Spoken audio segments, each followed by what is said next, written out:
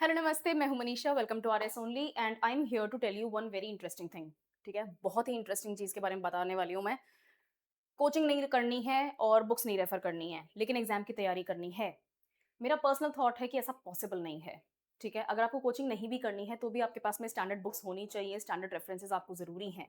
But अगर वो आपके पास अवेलेबल नहीं है या किसी कारण से आप उनको नहीं रेफर कर पा रहे हो, या फिर आपको लगता है कि भई मेरे को एक बार देखना है कि एग्ज़ाम कैसे देना होता है, कैसे तैयारी होती है, मुझे किस डेप्थ तक जाना है, किस टाइप के टॉपिक्स अटेंड करने हैं, कवर करने हैं। तो एक तरीका है एग्ज़ाम की पढ़ाई करने का and that is through YouTube, जहाँ पे मैं भी हूँ, राइट? Through YouTube. लेकिन यूट्यूब बहुत ही ज़्यादा डिस्ट्रैक्शन से भरी हुई चीज़ है, ठीक है? यू विल नॉट रियलाइज़ कि किसी ने आपको कुछ गलत बात बता दी है and you will not even trust me for a moment कि यार पता नहीं क्या ये सही बता रही हैं मैम या नहीं बता रही हैं। But there are certain tips and tricks that you can use when it comes to preparing from YouTube. आप इंग्लिश मीडियम के स्टूडेंट हों, चाहे आप हिंदी मीडियम के स्टूडेंट हों या फिर कोई और रीजनल लैंग्वेज के स्टूडेंट हैं, आप किसी भी एग्ज़ाम की तैयारी कर रहे हैं, not just RPSC but otherwise also, तो यूट्यूब से तैयारी पॉसिबल है। लेकिन कैसे? आपको फिर भी स्टैंडर्ड 2 काम ऐसे करने ही पड़ेंगे, चाहे वो कोचिंग जाने वाला स्टूडेंट कर रहा हो, घर पे तैयारी कर रहा हो, खुद सेल्फ स्टडी करके, बुक्स वगैरह रेफर करके या फिर यूट्यूब से स्टडी करने वाला। The first thing that you will have to do is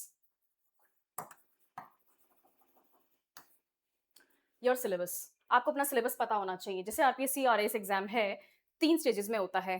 तो पहली स्टेज क्या है? पहली स्टेज है आपका प्रीलिम्स एग्ज़ाम, दूसरा स्टेज है उसको क्लियर करोगे, फिर आप मेंस में पहुँचोगे, second stage is mains, then you will clear that और आप पहुँचोगे पीआई, पर्सनल इंटरव्यू के स्टेज पे, राइट? ये 3 स्टेजेज़ होते हैं। अब पर्सनल इंटरव्यू के लिए आपको मॉक्स वगैरह की प्रिपरेशन करनी होती है, आपको अपनी पर्सनैलिटी डेवलप करनी होती है, कुछ आपको ग्रूमिंग करनी होगी अपनी खुद की, but that is a separate thing, right? उसके लिए आप कुछ कोचिंग नहीं जॉइन कर सकते।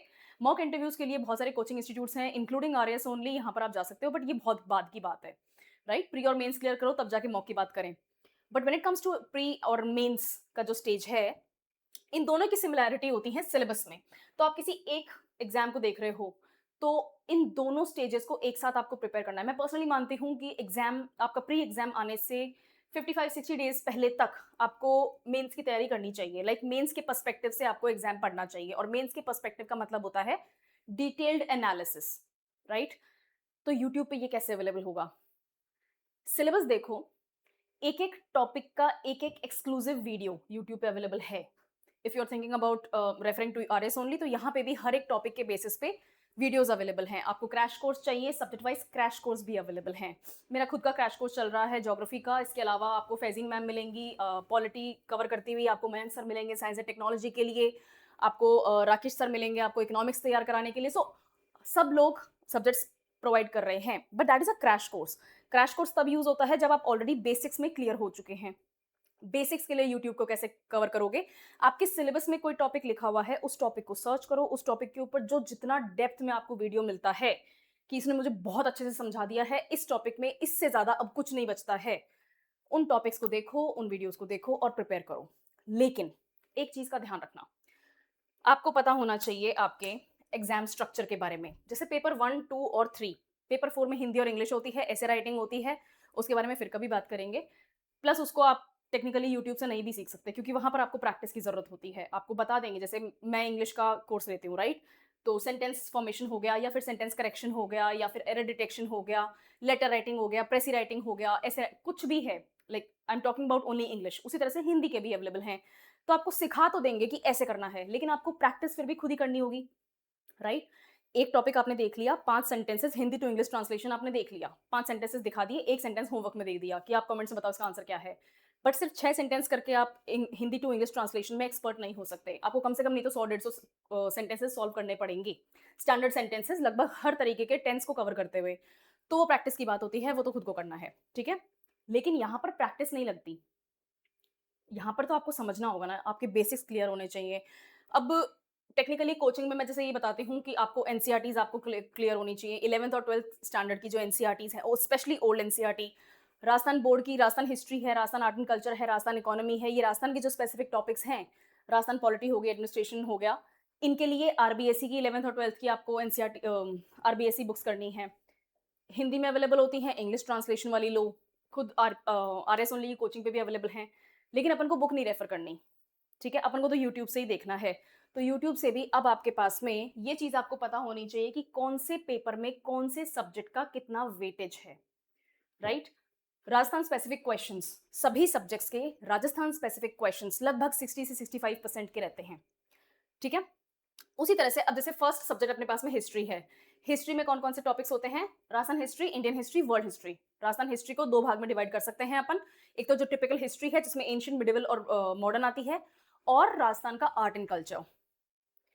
टॉपिक वाइज जाओ, सिलेबस खोलो, सिलेबस में एक टॉपिक देखो, उसको सर्च करो, एक वीडियो निकालो, आपको मिल जाएगा, मिल जाएगा। जब जब वीडियो चल रहा है अपने नोट्स बनाओ, उसका रिवीजन फिर अलग होता है, राइट। आपको रिवीजन के लिए भी वीडियोस मिल जाएंगे, रिवीजन को ही क्रैश कोर्स के तरीके से देखा जाता है, राइट।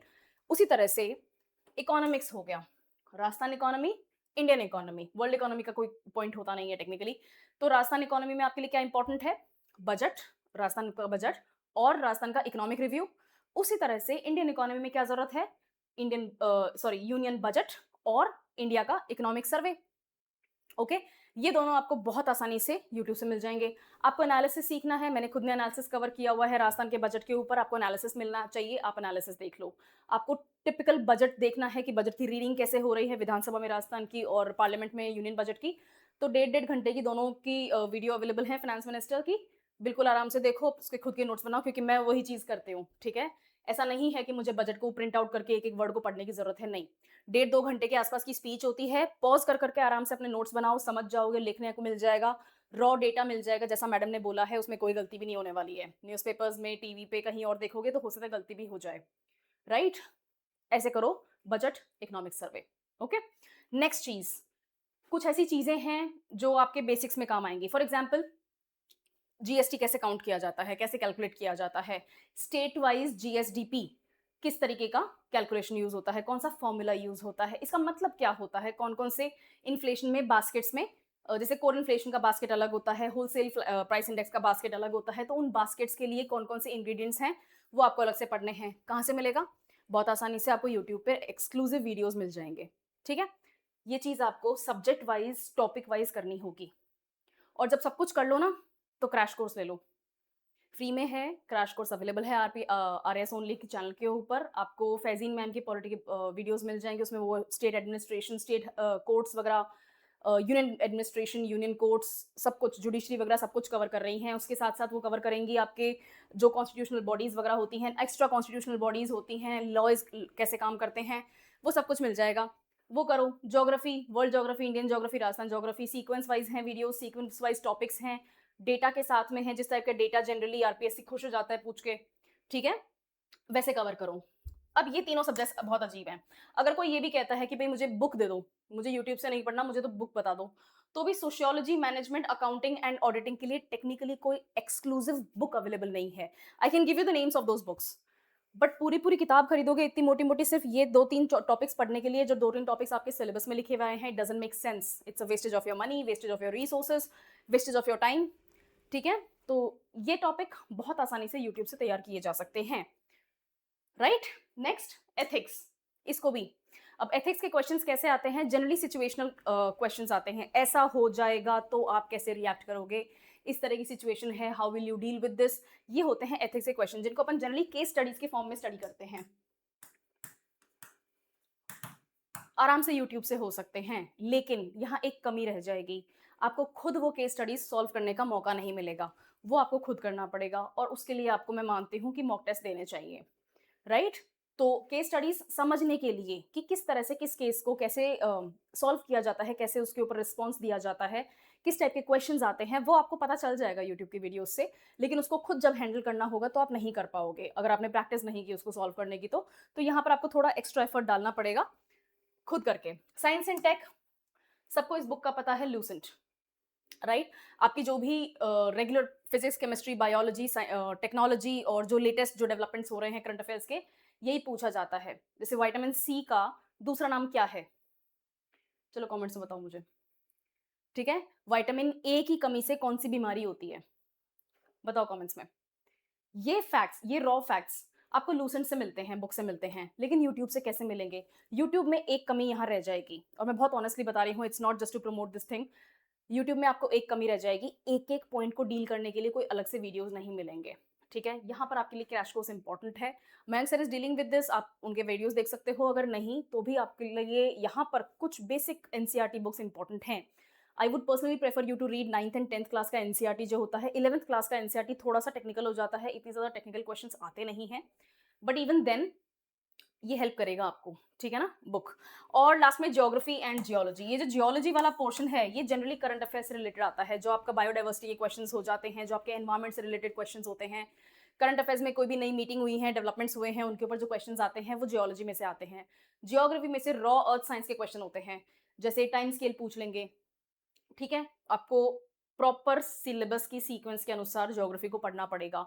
ज्योग्राफी मैं मानती हूँ one of the easiest subjects है, अगर आपने बहुत बेसिक कॉन्सेप्ट कर लिए तो। और कॉन्सेप्चुअल क्लैरिटी के लिए यूट्यूब पे बहुत से वीडियोस अवेलेबल हैं, मेरे खुद के वीडियोस भी अवेलेबल हैं, आप आराम से उनको चेक कर सकते हो, ठीक है। तो अगर आपके कॉन्सेप्ट्स क्लियर हैं, जो यूट्यूब में आपको काफी हेल्प मिल जाएगी करने में, तो आपका ज्योग्राफी कवर हो जाएगा। अब एक्सक्लूसिव टॉपिक्स आपको करने हैं, उसके लिए भी वीडियोस हैं, वरना आप बुक्स भी रेफर कर सकते हो।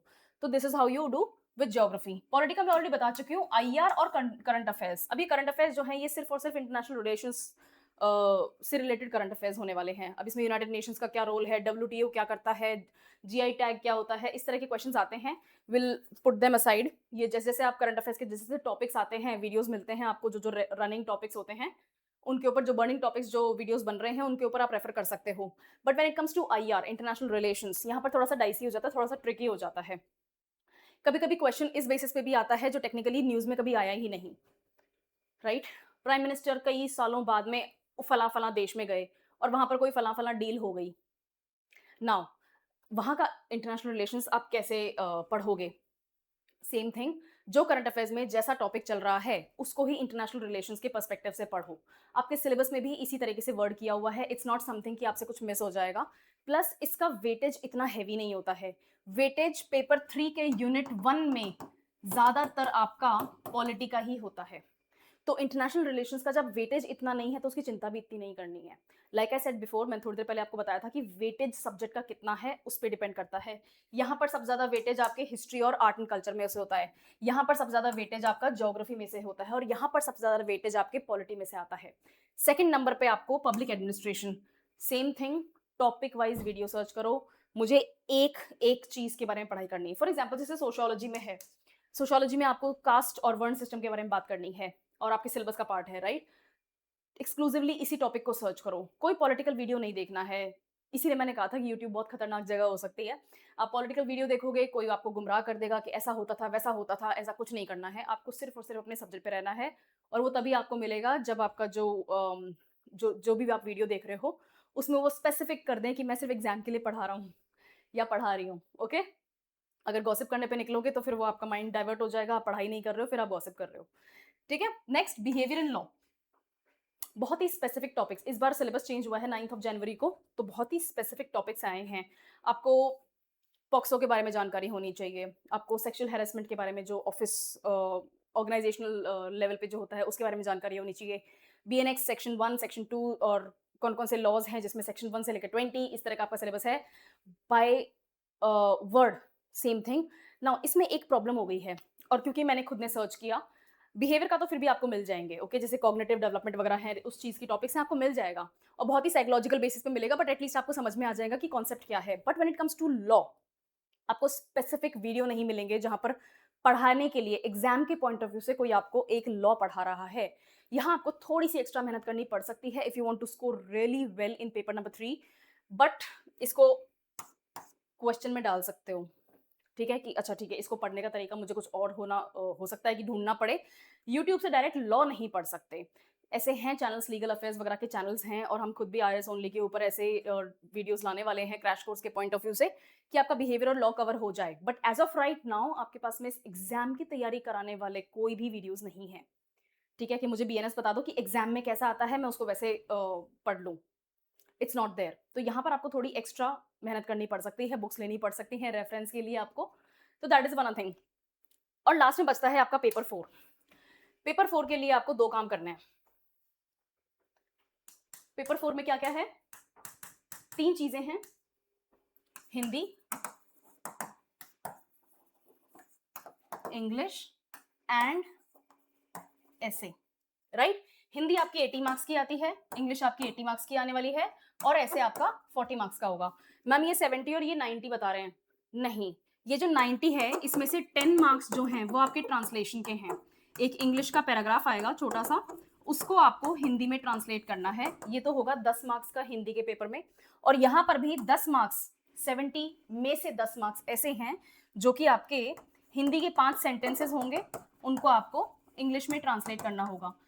मैं पर्सनली बिलीव करती हूँ कि ये चीज़ बहुत आसान है, ये 20 मार्क्स आप बहुत आसानी से ला सकते हो। और इसीलिए मैंने, क्योंकि यहाँ पर इंग्लिश है, किसी ना किसी रूप में इंग्लिश है, तो मैंने ये 10 मार्क्स उठा के यहाँ लगा दिए, बाकी कोई खास फर्क नहीं आया है।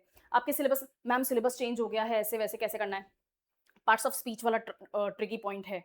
अगर आपको कोई ये बोल रहा है कि पार्ट्स ऑफ स्पीच लिखा हुआ है तो आपको नाउन्स, प्रोनाउंस, एडजेक्टिव्स ये सब पढ़ने की जरूरत नहीं है, तो गलत बात है, क्योंकि यही पार्ट्स ऑफ स्पीच होते हैं, राइट? इसी को पार्ट्स ऑफ स्पीच बोलते हैं। कोई एक वर्ड किसी एक सेंटेंस में नाउन की जगह ले रहा है, किसी दूसरे सेंटेंस में वो एडजेक्टिव के रूप में यूज हो रहा है, किसी तीसरे सेंटेंस में आप उसको वर्ब को फॉर्म में यूज कर रहे हो, ये आपको तभी करने आएंगे जब आपको खुद पार्ट्स ऑफ स्पीच पता होंगे, ठीक है? अब ये चीज आपको कैसे मिलेगी? I'll say the same thing। मेरा पूरा इंग्लिश का प्लेलिस्ट आप यहाँ पर RS ओनली में चेक कर सकते हो। मैंने एक एक टॉपिक, एक एक पॉइंट बहुत अच्छे से पढ़ाया हुआ है। कुछ लॉन्ग फॉर्म वीडियोस हैं, कुछ शॉर्ट वीडियोस हैं, but I have done that with every topic. और आप किसी को रेफर करना चाहते हो इंग्लिश के लिए, मैं आपको आराम से बता सकती हूँ, आपके पास में वीडियोस अवेलेबल हैं, but the problem is practice. ये और ये तभी पॉसिबल है जब आप प्रैक्टिस करो, राइट? जैसे आपने मॉडल्स पढ़ा है, ओके? मॉडल्स आपके एक तरीके के वर्ब ही होते हैं, जैसे कुड हो गया, कैन हो गया, माइट हो गया, मे हो गया, ought to, have to, should have, ये सब जो चीज़ें होती हैं आपके सेंटेंसेस में, इनको मॉडल्स बोलते हैं। आपको एक्सक्लूसिव वीडियोस मिल जाएंगे, आपको मॉडल्स को यूज करना, मॉडल्स के टाइप्स कितने तरीके के होते हैं, 17-18 मॉडल्स होते हैं, लिस्ट वाइज मिल जाएगा, सेंटेंसेस के एग्जांपल्स मिल जाएंगे, कैसे यूज करना है, कैसे फ्रेम करना है, सब कुछ मिल जाएगा। But when it comes to actually doing it, उसके लिए आपको पढ़ाई करनी पड़ेगी, उसके लिए आपको सच में प्रैक्टिस करनी पड़ेगी। एक एक मॉडल के ऊपर अगर 100 क्वेश्चन सॉल्व कर लोगे तो आपके मॉडल्स आप कभी नहीं भूलोगे। वो सेम चीज़ आपकी हिंदी में भी लागू होती है। यहाँ पर भी व्याकरण वाला पोर्शन आता है, यहाँ पर भी आपको लेटर राइटिंग करनी है, ऐसे राइटिंग करनी है, सब कुछ करना है। पैराग्राफ राइटिंग, थीम इलेबोरेशन, ये सब कुछ हिंदी में भी है। आई एम सॉरी, मैं हिंदी की टीचर नहीं हूँ तो मैं हिंदी नहीं समझा सकती, बट इवन देन आपका जो बेसिक सिलेबस है हिंदी और इंग्लिश का लगभग एक समान है, बहुत ज़्यादा बहुत ज़्यादा फर्क नहीं है, राइट? तो टॉपिक समझने के लिए यस, यूट्यूब पे बहुत से वीडियोस अवेलेबल हैं, आप टॉपिक आराम से समझ सकते हो, बट प्रैक्टिस करनी ज़रूरी है। और लास्ट में आपके लिए बचता है ये मैं खुद कोर्स लेकर आने वाली हूँ ऐसे राइटिंग के लिए। आपके 6 थीम्स होंगे, 6 थीम्स के ऊपर कम से कम मेरा प्लान है कि कम से कम 10-10 ऐसेज का मैं प्रैक्टिस कराऊँ। इसके अलावा भी आपको करने की ज़रूरत है। ऐसा नहीं है कि बस ठीक है साइंस एंड टेक के ऊपर एक आपकी थीम, एक साइंस एंड टेक है, एक आपकी थीम एनवायरनमेंट है, तो मैंने 10 टॉपिक्स दे दिए, बता दिया क्या-क्या लिखना है, कैसे-कैसे लिखना है, क्या सीक्वेंस होनी चाहिए, अब आप कैसे हो गए? नहीं, you will ultimately have to do it yourself, आपको खुद ही करना पड़ेगा। तो पेपर 4 को मैं इसीलिए अलग से डील कर रही हूँ क्योंकि इसमें आपको अलग से स्पेसिफिक टॉपिक वाइज़ वीडियोज़ देखना इतना कोई खास ज़रूरी है नहीं।